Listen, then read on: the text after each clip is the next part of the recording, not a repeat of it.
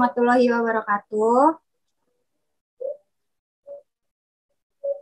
Kami dari kelompok 6 ingin mempresentasikan tentang aset tidak berwujud. Yang pertama ada aktiva tak berwujud.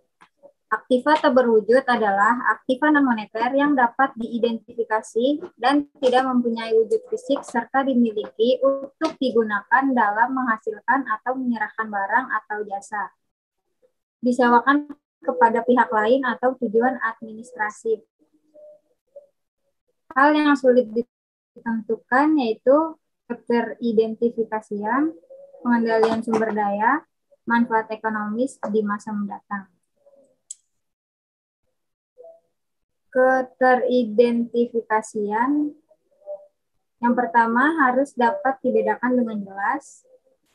Goodwill dalam akuisisi timbul karena sinergi antara aktiva yang diperoleh yang dapat diidentifikasi, dapat dipisahkan, yaitu dapat menyewakan atau dapat menjual. Cara lain identifikasi yaitu contoh pengalihan hak hukum. Di sini ada pengendalian, memiliki kemampuan untuk memperoleh manfaat ekonomis masa depan dan mendapat membatasi akses pihak lain dalam memperoleh manfaat ekonomis.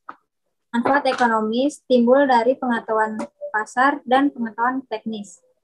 Karyawan terampil karena program pelatihan, yaitu tidak dapat mengendalikan manfaat ekonomi masa depan.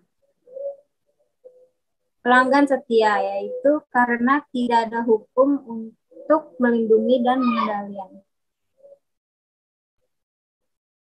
Manfaat ekonomis masa depan.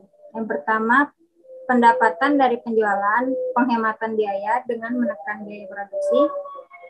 Untuk menilai manfaat ekonomis masa depan, perusahaan harus menggunakan asumsi yang masuk akal dan dapat dipertanggungjawabkan yang merupakan estimasi terhadap manajemen atas kondisi ekonomis yang berlaku sepanjang masa manfaat aktiva tersebut. Selanjutnya akan dibacakan oleh Tia. Aktiva tak berwujud.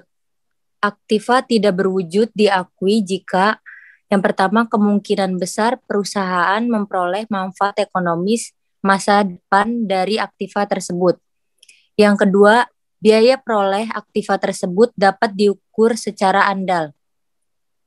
Diakui awalnya sebesar biaya perolehan, sama harga beli dan semua pengeluaran yang dapat dikaitkan langsung dalam mempersiapkan aktiva sehingga siap digunakan.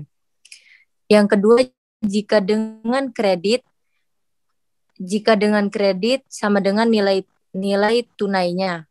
Yang ketiga, pertukaran saham sama dengan nilai wajar saham. Yang keempat, pertukaran aktiva tidak sejenis sama dengan nilai wajar aktiva yang diterima.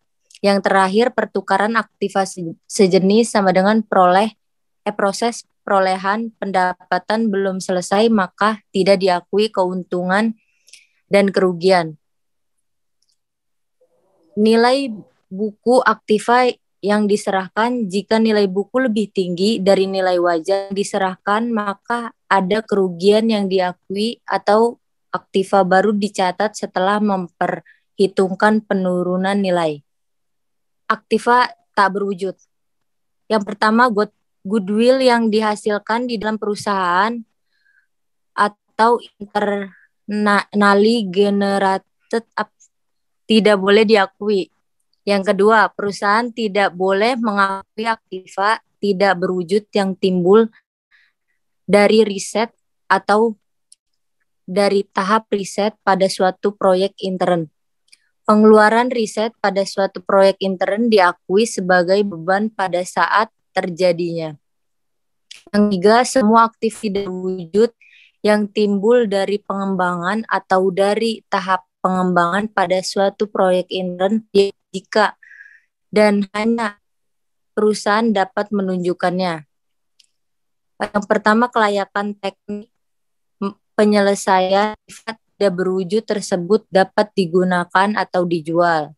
Yang kedua, nilai untuk menyelesaikan aktiva tidak berwujud tersebut dan menggunakannya. Yang ketiga, kemampuan menggunakan. Yang keempat, cara aktif tersebut menghasilkan. Yang kelima, tersedianya sumber daya. Dan yang terakhir, kemampuan untuk mengukur secara andal. Selanjutnya akan dibacakan oleh Neti. Ada amortisasi. Aktiva tidak berwujud dinilai sebesar biaya diperoleh dikurangi akumulasi penyusutan dan akumulasi rugi penurunan nilainya. Terus jumlah yang didapat di amortisasi dari aktiva tidak berwujud harus dialokasikan secara sistematis berdasarkan perkiraan terbaik dari masa manfaatnya. Selanjutnya, pada umumnya masa manfaat suatu aktiva tidak berwujud tidak boleh melebihi 20 tahun sejak tanggal aktiva siap digunakan. Terus, jika pola konsumsi tidak dapat ditentukan dengan handal, maka harus digunakan metode garis lurus. Selanjutnya, biaya amortisasi diakui sebagai beban kecuali PSAK lainnya, mengizinkan atau mengharuskan untuk dimasukkan ke dalam nilai tercatat aktiva lain.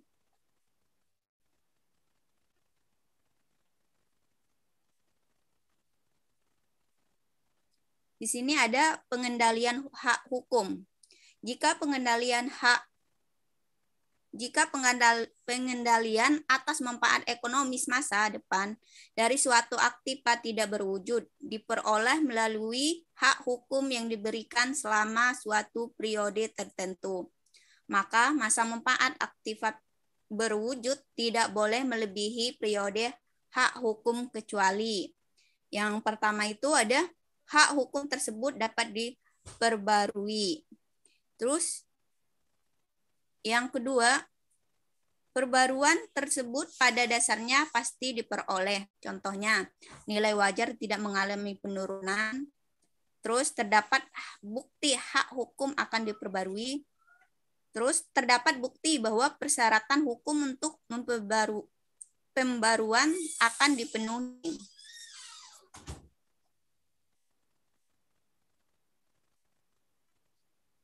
Di sini ada riset dan pengembangan. Perusahaan tidak boleh mengakui aset tidak berwujud yang timbul dari riset atau tahap riset pada proyek internal. Pengeluaran untuk riset diakui sebagai beban pada saat terjadinya. Terus suatu aset tidak berwujud yang timbul dari pengembangan diakui jika dan hanya. Contohnya seperti kelayakan teknis penyelesaian aset tidak berwujud hingga dapat dijual atau digunakan.